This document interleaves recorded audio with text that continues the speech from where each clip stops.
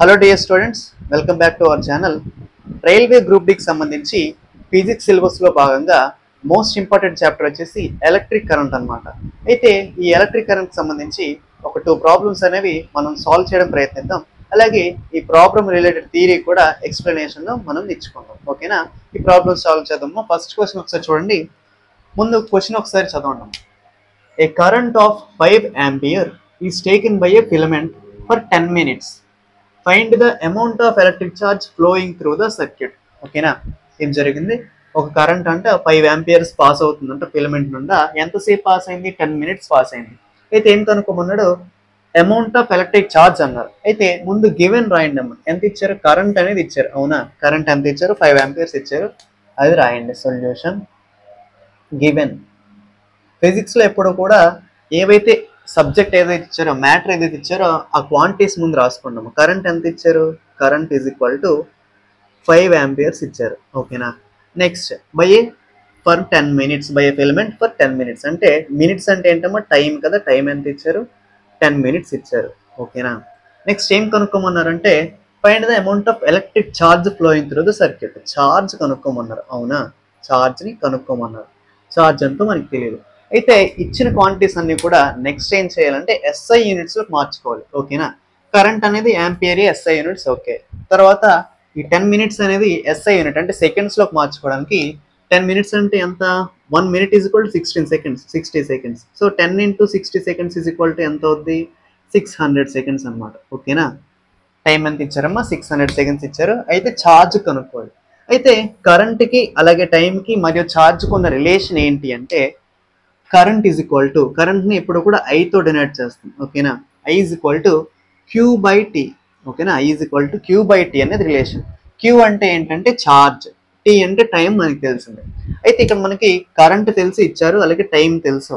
మరి ఛార్జ్ ఎలా కనుక్కోవాలంటే Q is equal to T అనేది డివైడెడ్ బైలో ఉంది. ఇటు వస్తే ఏమవుద్దాము? మల్టిప్లికేషన్ అవుద్ది. So I into T is equal to Q అవుద్ది. ఓకేనా? I into T is equal to Q అవుద్ది. సో మనం అప్లై చేసినట్లయితే ఐ ఎంత ఇచ్చారు? ఐ ఎంత ఇచ్చారమ్మా? 5 ఆంపియర్స్ ఇచ్చారు. అవునా? కరెంట్ ఎంత ఇచ్చారు? 5 ఆంపియర్స్ ఇచ్చారు. అలాగే టైం ఎంత ఇచ్చారమ్మా? 600 సెకండ్స్ ఇచ్చారు. ఎంత ఇచ్చారు? టైం అనేది 600 సెకండ్స్ ఇచ్చారు. మరి ఛార్జ్ కావాలంటే రెండింటిని మల్టిప్లై చేయాలి కదా. 5 6 ఆర్ ఎంత? 30. So 3 zeros. సో ఇది ఎంత అయింది? 3000 కూలుంబ్ అయింది అనమాట. ఏం అడిగారు మనకు? ఛార్జ్ కదా అడిగారు. ఛార్జ్ వచ్చేసి ఛార్జ్ యొక్క యూనిట్ ఏంటంటే coulomb.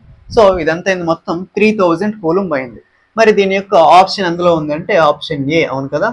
Option A is the correct answer. 3000 coulomb. చూడండి, ఈ సమ్ అనేది ఎప్పుడు అడిగారంటే ఆర్ఆర్బి గ్రూప్ డి 5/11/2018 నవంబర్ 5న షిఫ్ట్ 3లో అడగడం జరిగింది. ఓకేనా? ఇది ఒక ఇంపార్టెంట్ క్వశ్చన్ అనమాట. ఎలా చేసామో చూసాం కదా. ఫస్ట్ కరెంట్ ఇచ్చారు, కరెంట్ని మనం నోట్ చేసుకున్నాం. తర్వాత టైం ఇచ్చారు, టైంని మనం నోట్ చేసుకున్నాం. దాన్ని ఎస్ఐ యూనిట్లో కూడా మార్చాం అనమాట. మినిట్స్లో అనేది సెకండ్స్లోకి మార్చాం. అలాగే నెక్స్ట్ ఛార్జ్ ఎంత అని అడిగారు. ఛార్జ్ మనం నోట్ చేసుకున్నాం. అయితే మనకు కావాల్సిన రిలేషన్ ఏంటి? ఈ మూడిటి యొక్క రిలేషన్ ఏంటి అంటే I is equal to Q by T. అవునా? ఈ రిలేషన్ ఏంటమ్మా? I is equal to Q by T. దీంట్లో మనకు ఛార్జ్ అడిగారు కాబట్టి ఈ టీని పంపించాం. I into T is equal to queue.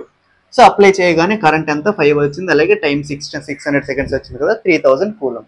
మరి నెక్స్ట్ క్వశ్చన్ చూద్దాం. నెక్స్ట్ క్వశ్చన్ చూడండి, చాలా ఇంపార్టెంట్ క్వశ్చన్స్. 2 టైమ్స్ అడిగారు ఆర్ఆర్బి గ్రూప్ డిలో. ఒకటి 15/10/2018 షిఫ్ట్ 2లో అడిగారు. అలాగే 22/10/2018 షిఫ్ట్ 3లో అడిగారు. ముందు క్వశ్చన్ చదువుదాం. చూడండి. How much work is done in moving A charge of 4 coulomb across 2 points having potential difference 10V. ఓకేనా? ఎంత వర్క్ అనేది జరిగిందని అడిగారు. ఎప్పుడంట? 4 కూలుంబ్ ఛార్జ్ అనేది 10V పొటెన్షియల్ డిఫరెన్స్ ఉన్న పాయింట్స్ చివర పాస్ అయ్యేటప్పుడు ఎంత వర్క్ అనేది జరిగిందని అడిగారు. సో ఇచ్చినవి ఏంటి? గివెన్. సొల్యూషన్ రాసేటప్పుడు ఏం చేయాలమ్మా? గివెన్ ఫ్యాక్టర్స్ నోట్ చేసుకోవాలి. గివెన్. మొదట క్వశ్చన్ చదివినట్లయితే how much work is done అన్నారు. అంటే వర్క్ అనేది ఒక ఫ్యాక్టర్ వచ్చింది కదా. వర్క్ అనేది ఎంత జరిగిందో మనకి తెలియదు. సో ఎంతో తెలియదు, మనం ఫైండ్ అవుట్ చేయాలి. ఓకేనా? నెక్స్ట్ ఏమన్నారు? ఛార్జ్ ఆఫ్ 4 కూలుంబ్ అన్నారు. అంటే నెక్స్ట్ ఏమి ఇచ్చినట్టు? ఛార్జ్ ఇచ్చినట్టు. అవునా? ఛార్జ్ అంటే క్యూ ఇచ్చినట్టు. ఎంత ఇచ్చారమ్మా? 4 కూలుంబ్ ఇచ్చారు. అవునా? మరి next across 2 points having potential difference. Potential difference అన్న వోల్టేజ్ అన్న ఒకటే. Potential difference or voltage.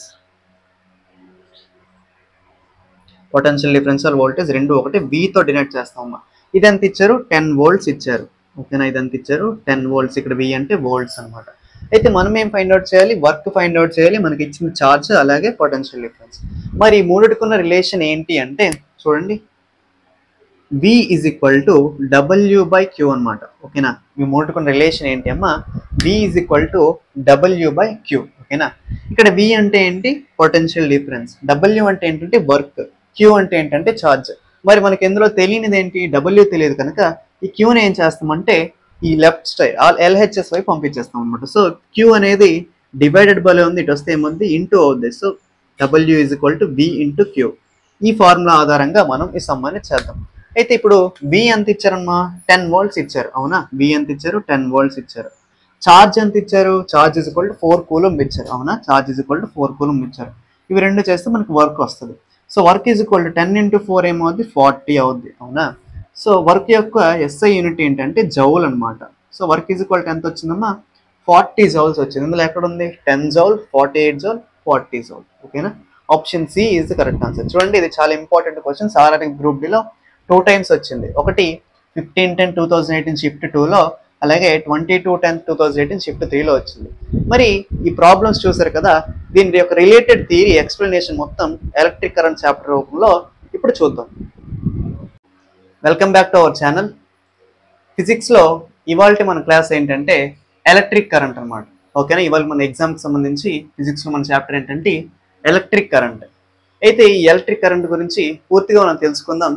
మొదటిగా ఈ ఎలక్ట్రిక్ కరెంట్లో చూడండి, కరెంట్ అనే పదానికి అర్థం ఏంటంటే, వింటారా, కరెంట్ అనే పదానికి ముందు వాటర్ కరెంట్ అంటే విన్నారు ఎప్పుడైనా, వాటర్ కరెంట్ కానీ లేదా ఎయిర్ కరెంట్ కానీ. ఓకేనా, వాటర్ కరెంట్ కానీ లేదా ఎయిర్ కరెంట్ అన్న పదం మీరు విన్నట్లయితే, వాటర్ కరెంట్ అంటే ఏంటంటే వాటర్ అంతా కూడా ఒకే డైరెక్షన్ లో ఫ్లో అవడాన్ని ఏంటండి, వాటర్ అంతా కూడా ఒకే డైరెక్షన్ లో ఫ్లో అవడాన్ని ఏమంటామంటే వాటర్ కరెంట్ అంటాం. అలాగే ఎయిర్ అంతా కూడా ఒక డైరెక్షన్ లో ఫ్లో అవడాన్ని ఏమంటామంటే ఎయిర్ కరెంట్ అంటాం. ఓకేనా, అయితే మనకి చాప్టర్ ఏంటి ఎలక్ట్రిక్ కరెంట్ కదా. మరి ఎలక్ట్రిక్ కరెంట్ లో ఏ ఫ్లో అవుతున్నాయి, ఎలక్ట్రిక్ కరెంట్ లో ఏం ఫ్లో అవుతున్నాయి అంటే ఎలక్ట్రిక్ ఛార్జెస్ అనమాట. ఏంటండి, ఎలక్ట్రిక్ కరెంట్ లో ఏ ఫ్లో అవుతున్నాయి అంటే ఎలక్ట్రిక్ ఛార్జెస్ అనే ఫ్లో అవుతున్నాయి. ఈ ఎలక్ట్రిక్ ఛార్జెస్ అనే ఫ్లో అవడాన్ని ఏమంటామంటే ఎలక్ట్రిక్ కరెంట్ అంటాం. ఓకేనా, ఈ ఎలక్ట్రిక్ కరెంట్ చాప్టర్కి ముందు వెళ్ళే ముందు మీరు ఒక 3 సిచ్యువేషన్స్ గురించి తెలుసుకోవాలి. ఓకేనా, ఏంటండి 3 సిచ్యువేషన్స్ గురించి తెలుసుకోవాలి. అందులో ఫస్ట్ సిచ్యువేషన్ ఏంటి అంటే ఎలక్ట్రిక్ సర్క్యూట్ అనేది, ఎలక్ట్రిక్ సర్క్యూట్ అంటే తెలుసు కదా, ఎలక్ట్రిసిటీని కనెక్ట్ చేయడానికి ఉపయోగించే పరికరాలతో చేసేది ఎలక్ట్రిక్ సర్క్యూట్ అనమాట. ఈ ఎలక్ట్రిక్ సర్క్యూట్ కావాల్సింది ఏంటంటే ఫస్ట్ సిచ్యువేషన్లో ఒక బల్బ్ తీసుకుందాం, అలాగే కాపర్ వైర్స్ తీసుకుందాం. ఏంటండి, కాపర్ వైర్స్ తీసుకుందాం, అలాగే ఒక బ్యాటరీ తీసుకుందాం. ఓకేనా అండి, బల్బ్ తీసుకుందాం, అలాగే కాపర్ వైర్ తీసుకుందాం, అలాగే బ్యాటరీ తీసుకుందాం. అయితే ఈ మూడింటిని కనెక్ట్ చేయగానే బల్బ్ యొక్క ఎండ్కి కాపర్ వైర్ కనెక్ట్ చేసి, ఈ కాపర్ వైర్ యొక్క ఎండ్కి బ్యాటరీ టెర్మినల్స్ని కనెక్ట్ చేసినట్లయితే ఈ బల్బ్ అనేది ఏమవుతుంది, ఖచ్చితంగా గ్లో అవుతుంది. అవునా, ఇది ఫస్ట్ సిచ్యువేషన్. సెకండ్ సిచ్యువేషన్లో చూడండి, సెకండ్ సిచ్యువేషన్లో బల్బ్ తీసుకుందాం, అలాగే కాపర్ వైర్ రెండు మాత్రమే తీసుకుందాం. బల్బ్ తీసుకుందాం, అలాగే కాపర్ వైర్ మాత్రమే తీసుకుందాం. ఈ బల్బ్ని అలాగే కాపర్ వైర్ యొక్క 2 ఎండ్స్ని దీనికి మాత్రమే కనెక్ట్ చేస్తే ఇక్కడ ఏమైనా బల్బ్ గ్లో అవుతుందంటే డస్ నాట్ గ్లో, బల్బ్ అనేది గ్లో అవ్వదు. అలాగే సిచ్యువేషన్ నెంబర్ 3 తీసుకుందాం. ఇందులో బల్బుతో పాటు కాపర్ వైర్ తీసుకుందాం, కాపర్ వైర్ కాకుండా నైలాన్ వైర్ తీసుకుందాం. ఏంటండి, నైలాన్ వైర్ తీసుకుందాం. ఇంతకుముందు కాపర్ వైర్ తీసుకున్నాం కదా, ఇప్పుడు నైలాన్ వైర్ తీసుకుందాం, అలాగే బ్యాటరీ కూడా తీసుకుందాం. ఫస్ట్ సిచ్యువేషన్లో ఎలాగైతే కనెక్ట్ చేసామో కాపర్ వైర్ ప్లేస్లో నైలాన్ వైర్ పెట్టి కనెక్ట్ చేసుకుందాం. ఇప్పుడు ఇక్కడ బల్బ్ ఏమవుతుంది, ఇక్కడ కూడా సెకండ్ సిచ్యువేషన్లో లాగానే బల్బ్ అనేది డస్ నాట్ గ్లో, బల్బ్ అనేది గ్లో అవ్వదు అనమాట. అయితే ఇప్పుడు ఈ మూడు సిచ్యువేషన్లో తేడా ఏంటి, మొదటి దాంట్లో గ్లో అయింది, అలాగే సెకండ్ అండ్ థర్డ్లో రెండిట్లో కూడా డస్ నాట్ గ్లో. మరి రెండిటికి తేడా ఏంటి అంటే ఫస్ట్ దాంట్లో ఏం వాడామండి, ఫస్ట్ దాంట్లో బల్బ్ వాడాం, కాపర్ వైర్ వాడాం, అలాగే బ్యాటరీ కూడా వాడాం. సెకండ్ దాంట్లో ఏం చేస్తామంటే బల్బ్ వాడాం, అలాగే కాపర్ వైర్ వాడాం, కానీ బ్యాటరీ వాడలేదు. అంటే ఈ బ్యాటరీ గురించి మనం ఏంటో తెలుసుకుందాం. మొదటిది ఏంటంటే మనం తెలుసుకోవాల్సిన మోడల్ది బ్యాటరీ గురించి తెలుసుకుందాం. ఇది సెకండ్ సిచ్యువేషన్లో కారణం ఎలాగోపోవడానికి. మరి థర్డ్ సిచ్యువేషన్లో ఏంటండి కారణం, థర్డ్ సిచ్యువేషన్లో ఏం చేసామంటే బల్బ్ తీసుకున్నాం, అలాగే నెక్స్ట్ ఏం తీసుకున్నాం, బ్యాటరీ తీసుకున్నాం. మరి ఈ నైలాన్ వైర్, కాపర్ వైర్ ప్లేస్లో ఈ నైలాన్ వైర్ తీసుకోవడం వల్ల ఈ బల్బ్ అనేది గ్లో అవ్వలేదు. ఓకేనా, ఎందుకంటే కాపర్ వైర్ అనేది కండక్టర్, నైలాన్ వైర్ అనేది కండక్టర్ కాదు. అందుకే కండక్టర్ గురించి తెలుసుకోవాలి. కాపర్ వైర్ అనేది కండక్టర్, ఈ నైలాన్ వైర్ అనేది నాన్ కండక్టర్. ఈ రెండిటి గురించి తెలుసుకోవాలి. ఎలక్ట్రిక్ కరెంట్ తెలుసుకునే ముందు ఈ మూడిటి గురించి తెలుసుకుందాం. ఓకేనా, అయితే ఇందులో ఫస్ట్ దేని గురించి తెలుసుకోవాలండి, మనం బ్యాటరీ గురించి తెలుసుకోవాలి. అవునా, ఫస్ట్ దేని గురించి తెలుసుకోవాలి, బ్యాటరీ గురించి తెలుసుకోవాలి. ఈ బ్యాటరీ ఏంటంటే, ఈ బ్యాటరీలో స్టోర్ అయి ఉన్న ఎనర్జీ స్టోర్ అయి ఉంటుంది. ఏ ఎనర్జీ అంటే ఎలక్ట్రికల్ ఎనర్జీ. ఏంటంటే ఈ బ్యాటరీలో ఏం స్టోర్ అయి ఉంటుంది, ఎలక్ట్రికల్ ఎనర్జీ అనేది స్టోర్ అయి ఉంటుంది. అయితే ఈ బ్యాటరీ అనేది సర్క్యూట్ కనెక్ట్ చేసినప్పుడు దీంట్లో ఉన్న ఈ బ్యాటరీలో ఏం స్టోర్ అయి ఉంటుందంటే కెమికల్ ఎనర్జీ అనేది స్టోర్ అయి ఉంటుంది. అవునా, ఏం స్టోర్ అయి ఉంటుంది అనేది కెమికల్ ఎనర్జీ అనేది స్టోర్ అయి ఉంటుంది. అయితే ఇది కండక్టర్కి కనెక్ట్ చేసేటప్పుడు, ఒక సర్క్యూట్ కనెక్ట్ చేసేటప్పుడు ఏమవుతుందంటే ఈ కెమికల్ ఎనర్జీ అంతా కూడా ఎలక్ట్రికల్ ఎనర్జీలా మారుతుంది. ఏంటంటే ఈ కెమికల్ ఎనర్జీ అంతా కూడా ఎలక్ట్రికల్ ఎనర్జీగా మారుతుంది. ఇలా కన్వర్ట్ చేసే దాన్ని ఏమంటామంటే ఈ బ్యాటరీ అంటాం. ఏమంటామండి, ఇలా కన్వర్ట్ చేసే దాన్ని ఏమంటామంటే బ్యాటరీ అంటాం. ఓకేనా, ఎలా కన్వర్ట్ చేస్తుంది, తనలో ఉన్న కెమికల్ ఎనర్జీ ఏదైతే స్టోర్ అయ్యి ఉందో అది ఎలక్ట్రికల్ ఎనర్జీగా మార్చేదాన్ని బ్యాటరీ అంటాం. నెక్స్ట్ సెకండ్ వచ్చేసి కండక్టర్. ఏంటండి, కండక్టర్. కండక్టర్ అంటే ఏంటంటే బ్యాటరీ దగ్గర నుంచి ఏదైతే సోర్స్ ఉందో బ్యాటరీ దగ్గర నుంచి బల్బ్ వరకు ఈ ఎలక్ట్రాన్స్ ఏవైతే పాస్ చేస్తుందో, బ్యాటరీ దగ్గర నుంచి బల్బ్ వరకు ఎలక్ట్రాన్స్ ఏదైతే పాస్ చేస్తుందో దాన్ని ఏమంటారంటే ఈ కండక్టర్ అంటాం. ఓకేనా, బ్యాటరీ దగ్గర నుంచి బల్బ్ దగ్గర వరకు ఎలక్ట్రాన్స్ ఏదైతే పాస్ చేస్తుందో, ఛార్జ్ని ఏదైతే పాస్ చేస్తుందో, ట్రాన్స్ఫర్ చేస్తుందో దాన్ని ఏమంటామంటే కండక్టర్ అంటాం. ఓకేనా, మరి కండక్టర్ అయితే పాస్ చేసినప్పుడు నాన్ కండక్టర్ అయితే ఏమవుతుందండి, ఏదైతే పాస్ చేయలేదో, ఏదైతే బ్యాటరీ దగ్గర నుంచి, బ్యాటరీ అంటే సోర్స్ దగ్గర నుంచి బల్బ్ వరకు ట్రాన్స్ఫర్ చేయలేదో దాన్ని ఏమంటామంటే నాన్ కండక్టర్ అంటాం. ఓకేనా, డస్ నాట్ ట్రాన్స్ఫర్ ఎలక్ట్రాన్స్ లేదా electric charges from battery to the bulb. ఓకేనా, బ్యాటరీ దగ్గర నుంచి బల్బ్ వరకు ఏదైతే ఎలక్ట్రాన్స్ ని పాస్ చేయలేదో దాన్నే మనం నాన్ కండక్టర్ అంటాం. ఇప్పుడు తెలుసుకున్నారు కదా, కండక్టర్లో మెయిన్గా సర్క్యూట్లో కావాల్సింది ఏంటంటే బ్యాటరీ, అలాగే కండక్టర్ ఇంకా సరిగ్గా ఉండాలి, నెక్స్ట్ బల్బ్ అనేది గ్లో అయ్యేటట్టు ఉండాలి. ఇవి మూడు సరిగ్గా ఉంటేనే ఈ సర్క్యూట్ అనేది అవుతుంది. ఇప్పుడు మనం చాప్టర్ ఎలక్ట్రిక్ కరెంట్ అనే చాప్టర్లోకి వెళ్దాం. ఓకేనా, ఇప్పుడు ఇక్కడికి వెళ్దామండి, ఎలక్ట్రిక్ కరెంట్ అనే చాప్టర్లోకి వెళ్దాం.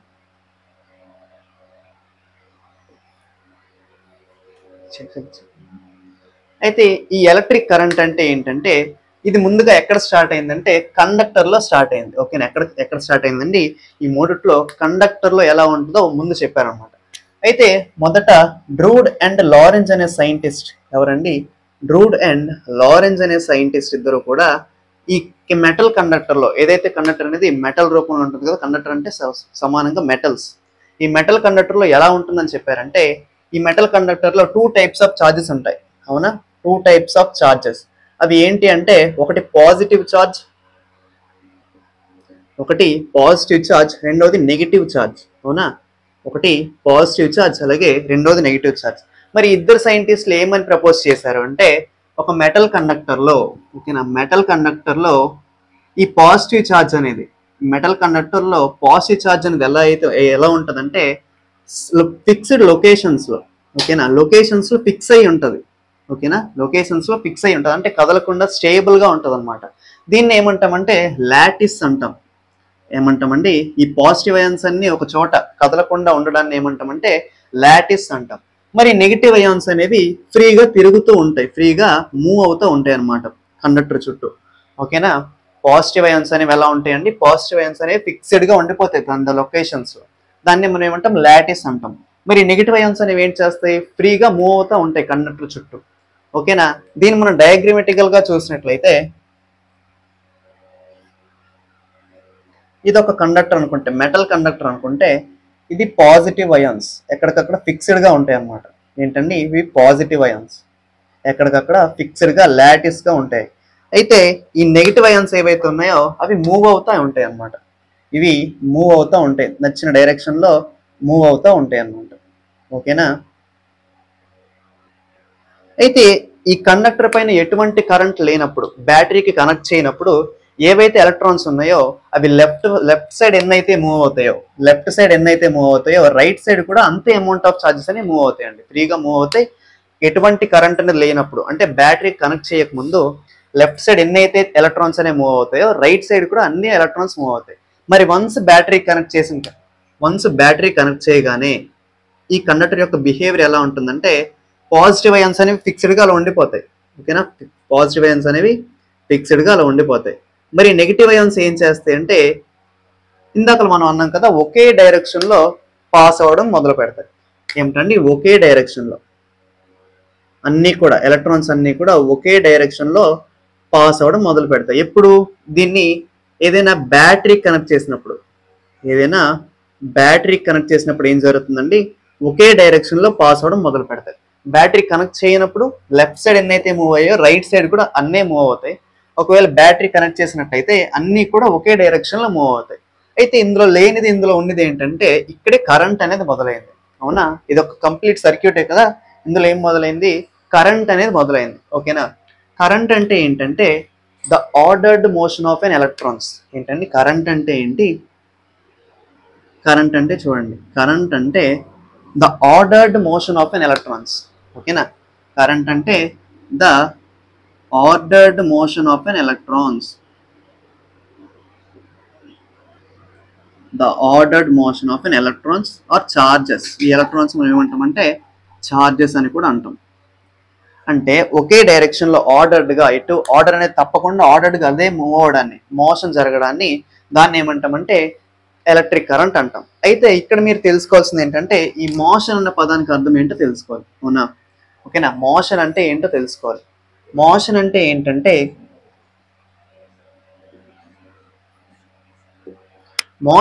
ఏంటంటే ఒక ఆబ్జెక్ట్ యొక్క మోషన్ ఏంటంటే ఒక ప్లేస్ నుంచి ఇంకో ప్లేస్కి వెళ్ళడం. ఓకేనా? ఒక ప్లేస్ నుంచి ఇంకో ప్లేస్కి వెళ్ళడం.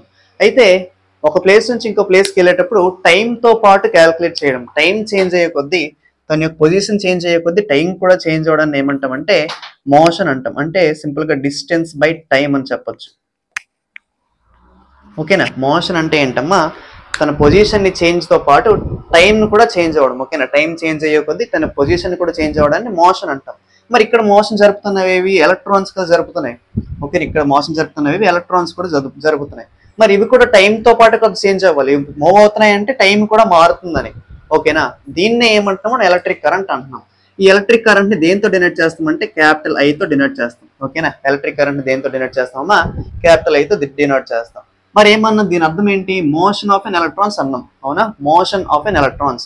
ఎలక్ట్రాన్స్ అంటే చార్జెస్ అన్నాం. ఈ చార్జెస్ ని దేంతో డినోట్ చేస్తారంటే క్యాపిటల్ క్యూ తో డినోట్ చేస్తారు. ఓకేనా? చార్జెస్ ని దేంతో డినోట్ చేస్తామా? క్యాపిటల్ క్యూ తో డినోట్ చేస్తాం. మరి మోషన్ ఆఫ్ ఎలక్ట్రాన్స్ అంటే ఏంటి? టైంతో పాటు కదా, టైంతో పాటు మూవ్ అవడం. సో టైం దేంతో డినోట్ చేస్తామంటే టీతో డినోట్ చేస్తాం. టైం దేంతో డినోట్ చేస్తామా? టీతో డినోట్ చేస్తాం. మరి మోషన్ ఆఫ్ చార్జెస్ ఏ కదా కరెంట్ అంటే. సో కరెంట్ అంటే I is equal to motion of charges అంటే క్యూ బై టీ.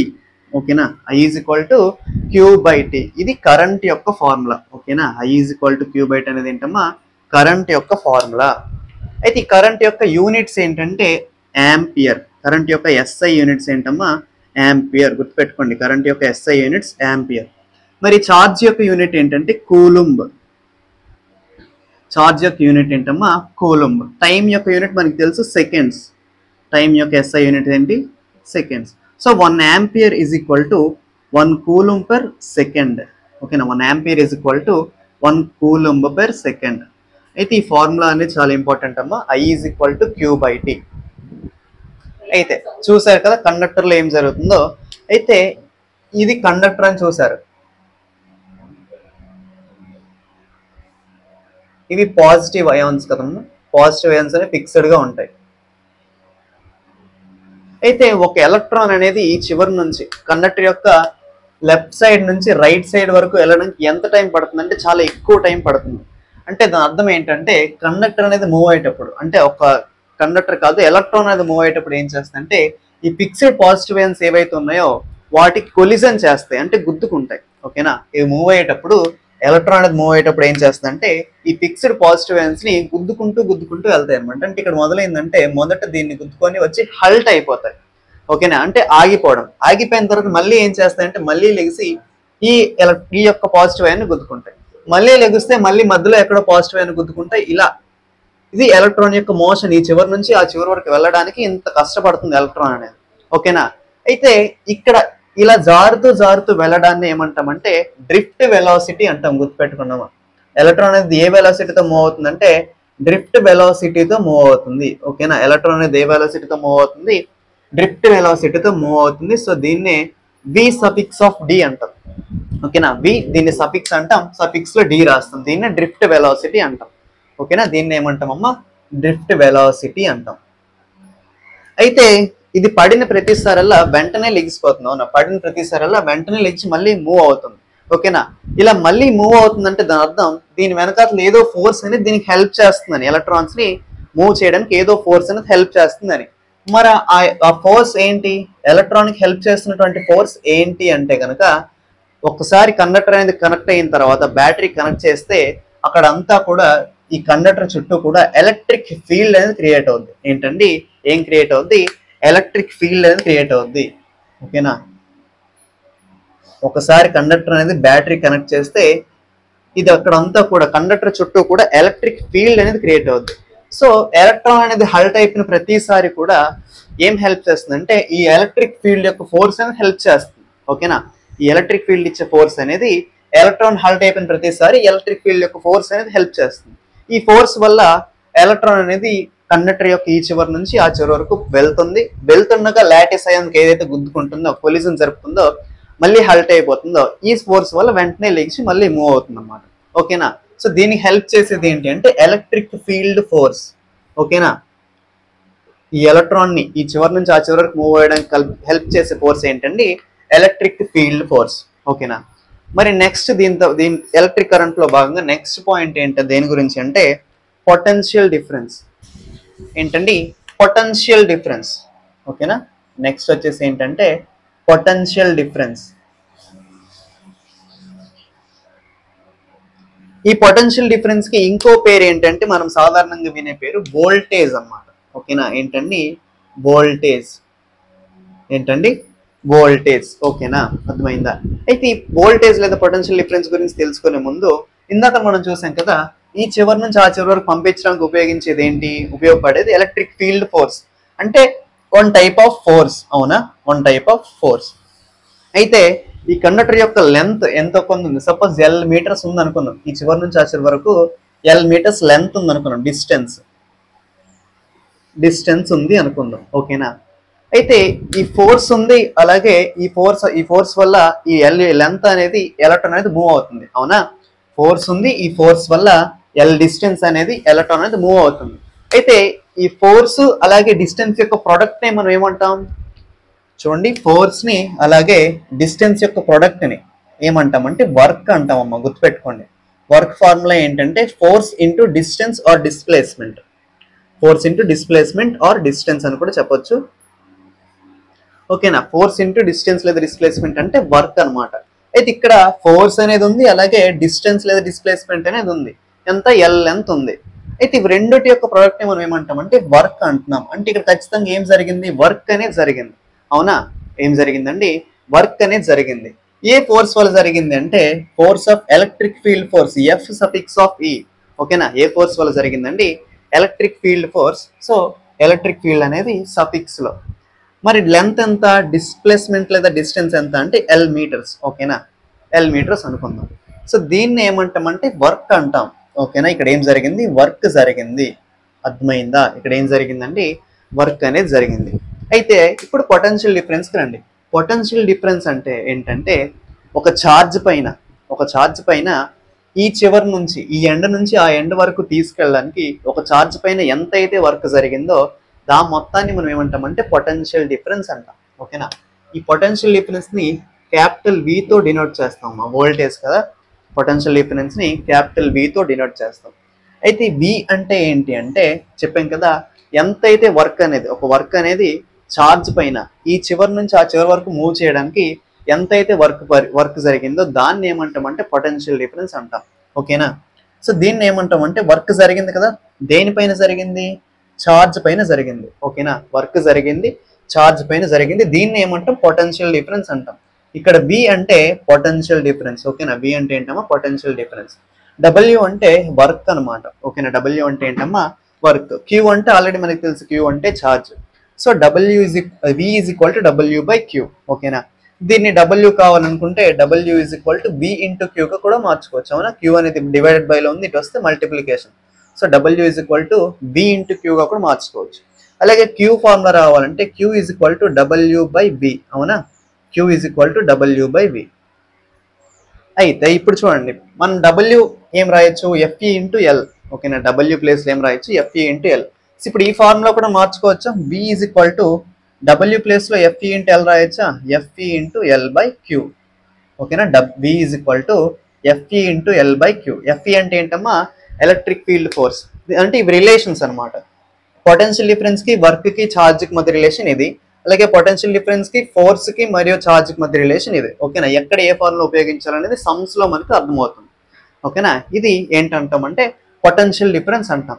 మరి దీని యొక్క SI యూనిట్ ఏంటి అంటే, పొటెన్షియల్ డిఫరెన్స్ యొక్క SI యూనిట్ వచ్చేసి వోల్ట్ అనమాట. ఓకేనా? పొటెన్షియల్ డిఫరెన్స్ యొక్క SI యూనిట్ ఏంటమ్మా? వోల్ట్. దీనికి ఇంకో పేరు వోల్టేజ్ కదా, ఇలా కూడా గుర్తుపెట్టుకోండి. దీని యొక్క SI యూనిట్ వచ్చేసి వోల్ట్. అలాగే V is equal to W by Q అన్నాం. V is equal to W by Q అన్నాం. ఈ W అంటే ఏంటి? వర్క్ కదా. వర్క్ యొక్క SI యూనిట్ వచ్చేసి జౌల్స్. ఏంటమ్మా? వర్క్ యొక్క SI యూనిట్ ఏంటి? జౌల్స్.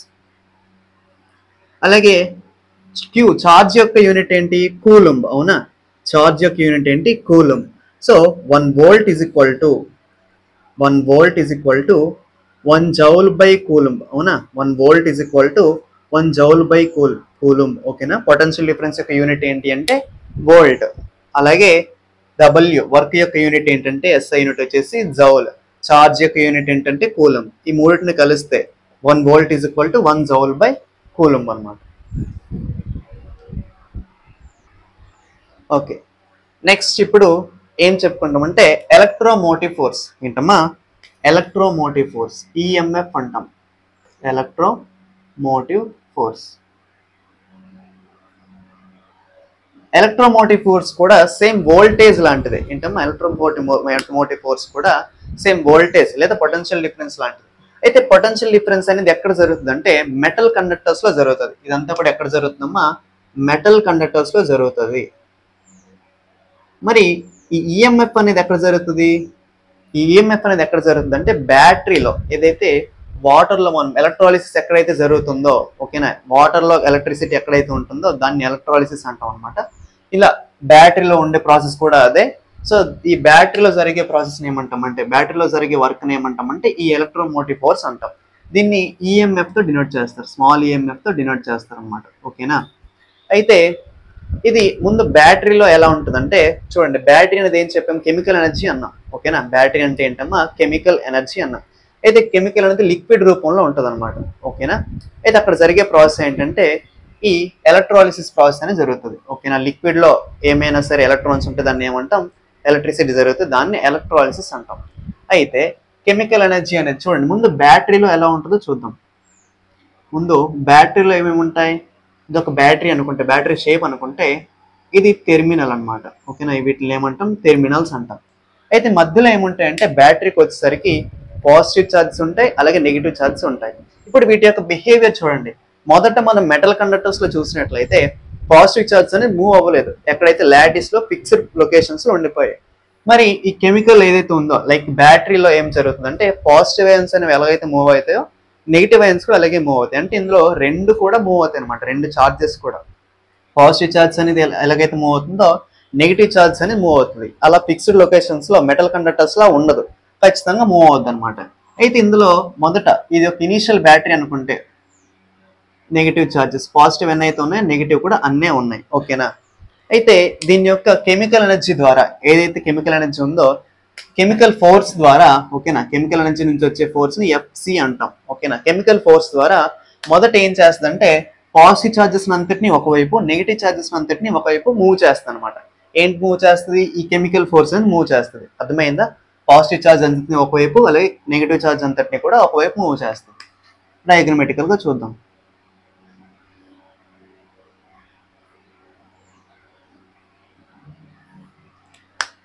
అయితే పాజిటివ్ ఛార్జ్ అంతటిని ఒకవైపు మూవ్ చేసిన తర్వాత ఇవన్నీ కూడా ఇక్కడికి వచ్చి అక్యుములేట్ అయ్యాయి. నెగిటివ్ ఛార్జ్ అంతా కూడా ఇటువైపు వచ్చి అక్యుములేట్ అయ్యాయి, పాజిటివ్ ఛార్జ్ అంతా కూడా ఇక్కడికి వచ్చి అక్యుములేట్ అయ్యాయి. ఓకేనా? కొన్ని మాత్రమే అక్యుములేట్ అయ్యాయి, మధ్యలో కొన్ని ఛార్జెస్ ఉన్నాయి అనుకుందాం. ఓకేనా? మధ్యలో కొన్ని ఛార్జెస్ ఉన్నాయి. అయితే ఇలా అక్యుములేట్ అయిన తర్వాత ఇక్కడ చూడండి, ఛార్జెస్ అనేవి ఇక్కడ అక్యుములేట్ అయిన తర్వాత ఇక్కడ కొత్త ఫోర్స్ అనేది మళ్ళీ సృష్టించబడుతుంది. ఓకేనా? ఛార్జెస్ అన్ని ఒక చోట కలిస్తే ఇక్కడ ఏం స్టార్ట్ అవుతుంది అంటే మళ్ళీ ఎలక్ట్రిక్ ఫోర్స్ అనేది స్టార్ట్ అవుతుంది, ఎఫ్ఈ. ఓకేనా?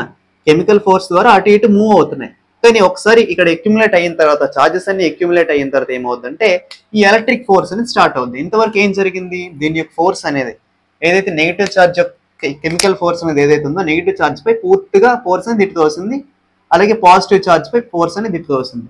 మరి ఇక్కడ ఏం జరుగుతుందంటే కొత్త ఫోర్స్ అనేది, కెమికల్ ఫోర్స్ అనేది ఇటు ఇటు కంబైన్ అవుతుండగా ఇటువైపు ఏమొస్తుందంటే మెల్లమెల్లగా ఎలక్ట్రిక్ ఫీల్డ్ ఫోర్స్ అనేది తోస్తుంటది అనమాట. ఓకేనా? ఇప్పుడు ఇది నెగిటివ్ ఛార్జెస్ కదా, ఖచ్చితంగా కెమికల్ ఫోర్స్ అనేది దేన్ని అట్రాక్ట్ చేస్తుంది, పాజిటివ్ ఛార్జ్ని అట్రాక్ట్ చేస్తుంది. సో ఇక్కడ ఎఫ్ఈ అనే ఫోర్స్ యాక్ట్ అవుతుంది.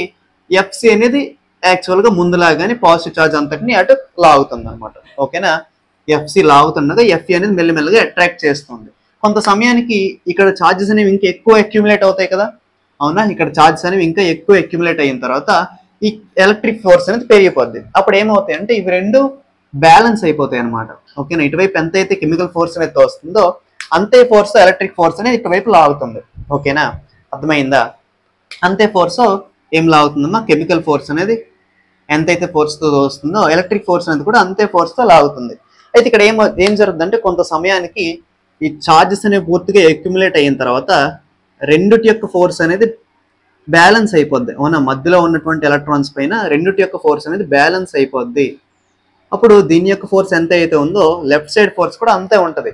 దీన్ని ఏమంటామంటే FE is equal to FC అంటాం. కెమికల్ ఫోర్స్ ఎంత అయితే ఉందో ఎలక్ట్రిక్ ఫోర్స్ కూడా అంతే ఉంది. ఓకేనా? అర్థమైందా? FE is equal to FC అవుతుంది. సో ఇలా బ్యాటరీ అనేది నిలిచిపోవడం వల్ల బ్యాటరీ అనేది ఎప్పుడు కూడా ఎలా మెయింటైన్ చేస్తుంది అంటే కాన్స్టెంట్ పొటెన్షియల్ డిఫరెన్స్ ని మెయింటైన్ చేస్తుంది. ఓకేనా? గుర్తుపెట్టుకోండి, బ్యాటరీ అనేది ఎప్పుడు కూడా కాన్స్టెంట్ పొటెన్షియల్ డిఫరెన్స్ ని మెయింటైన్ చేస్తుంది. కాన్స్టెంట్ పొటెన్షియల్ డిఫరెన్స్ ని మెయింటైన్ చేస్తుంది అనమాట. అయితే ఇప్పుడు మరి ఈఎంఎఫ్ అంటే ఏంటి అంటే ఇక్కడ చూడండి, కెమికల్ ఫోర్స్, ఎలక్ట్రిక్ ఫోర్స్ రాకముందు కెమికల్ ఫోర్స్ అనేది వచ్చింది. అవునా? ఎలక్ట్రిక్ ఫోర్స్ అనేది రాకముందు కెమికల్ ఫోర్స్ అనేది వచ్చింది. ఇక్కడ కూడా ఎల్ లెంత్ అనుకుంటే, ఓకేనా, బ్యాటరీ యొక్క లెంత్ ఎల్ అనుకుంటే, ఇక్కడ నుంచి ఇక్కడ నుండి లెంత్ ఎల్ అనుకుంటే ఈ ఫోర్స్ ద్వారా ఎలక్ట్రాన్స్ అనేవి ఈ చివరి నుంచి ఆ చివరి వరకు మూవ్ అవుతున్నాయా? అవునా? ఫోర్స్ ద్వారా ఎలక్ట్రాన్స్ అనేవి ఈ చివరి నుంచి ఆ చివరి వరకు మూవ్ అవుతున్నాయి. అంటే ఫోర్స్ ఉంది, అలాగే డిస్టెన్స్ ఉంది. రెండు ఉన్నప్పుడు ఏముంటాయి, ఈ రెండింటి యొక్క ప్రోడక్ట్ మనం ఏమంటున్నాం అంటే వర్క్ అంటున్నాం. అవునా? ఈ రెండింటి యొక్క ప్రోడక్ట్ని ఏమంటాము, వర్క్ ఫార్ములా ఏంటి, ఫోర్స్ ఇంటూ డిస్టెన్స్. ఓకేనా? అయితే ఈ W is equal to work అంటే డబ్ల్యూ కదా, ఇక్కడ ఏ ఫోర్స్ యాక్ట్ అయింది, కెమికల్ ఫోర్స్ యాక్ట్ అయింది. అవునా? ఏ ఫోర్స్ యాక్ట్ అయింది, కెమికల్ ఫోర్స్ యాక్ట్ అయింది. ఇక్కడ డిస్టెన్స్ ఎంత, ఎల్ డిస్టెన్స్ అనుకుందాం. ఓకేనా? కెమికల్ ఫోర్స్ యాక్ట్ అయింది, డిస్టెన్స్ ఎంత, ఎల్ డిస్టెన్స్ అనుకుందాం. సో డబ్ల్యూ ఈజ్ ఈక్వల్ ఇక్కడ ఏమొచ్చింది, ఎఫ్సి ఇంటూ ఎల్. ఓకేనా? ఇందాక దాంట్లో ఎఫ్ఈ ఇంటూ ఎల్ వచ్చింది. ఓకేనా? ఇక్కడికి వచ్చేసరికి ఎఫ్సి ఇంటూ ఎల్. రెండింటికి డిఫరెన్స్ ఏంటి అంటే ఇది ఎలక్ట్రిక్ ఫోర్స్, ఇది కెమికల్ ఫోర్స్. ఓకేనా? అయితే ఇక్కడ కూడా ఈ వర్క్ అనేది ఛార్జ్ పైన ఎంతైతే జరిగిందో, ఓకేనా, ఈ చివరి నుంచి ఆ చివరి వరకు తీసుకెళ్ళడానికి బ్యాటరీలో, కండక్టర్లో కాదు బ్యాటరీలో ఎంతైతే జరిగిందో దాన్ని మనం ఏమంటామంటే ఈఎంఎఫ్ అంటాం అన్నమాట. ఓకేనా? అర్థమైందా? So EMF is equal to, ఈఎంఎఫ్ని కూడా క్యాపిటల్ వీతో డినోట్ చేస్తారు. V is equal to W/Q. ఓకేనా? ఎంతైతే వర్క్ అనేది జరిగిందో ఛార్జ్ పైన ఈ చివరి నుంచి ఆ చివరి వరకు తీసుకెళ్ళడానికి, ఓకేనా, ఎందులో బ్యాటరీలో, దీన్ని ఏమంటున్నాం అంటే ఈఎంఎఫ్ అంటున్నాం. ఈఎంఎఫ్ని వీతో కూడా డినోట్ చేయొచ్చు, మీకు కన్వీనియంట్గా ఉండడానికి ఈఎంఎఫ్ ఈజ్ ఈక్వల్ టు అని రాసుకోండి, W/Q. సో ఇక్కడికి వచ్చేసరికి W దగ్గర మార్పులు జరుగుతాయి అనమాట. ఎఫ్ఈ ప్లేస్లో ఎఫ్సి అనేది వస్తుంది, FC into L/Q. EMF is equal to FC into L/Q. దీని యొక్క ఎస్ఐ యూనిట్ కూడా పొటెన్షియల్ డిఫరెన్స్ లాగానే వోల్ట్ అనమాట. ఓకేనా? దీని యొక్క ఎస్ఐ యూనిట్ కూడా పొటెన్షియల్ డిఫరెన్స్ లాగానే ఏమిటమ్మా, వోల్ట్ అనమాట. రెండిటికి సేమ్ ఎస్ఐ యూనిట్సే, రెండు ఒకలాగే పనిచేస్తే రెండిటి కూడా వర్క్ అనేది ఛార్జ్ పైన జరుగుతుంది. అయితే ఇదంతా కూడా కండక్టర్లో జరుగుతుంది, ఇదంతా కూడా బ్యాటరీలో జరుగుతుంది. ఇది బ్యాటరీలో ఎలా జరుగుతుందో అనేది ప్రాసెస్ అన్నమాట.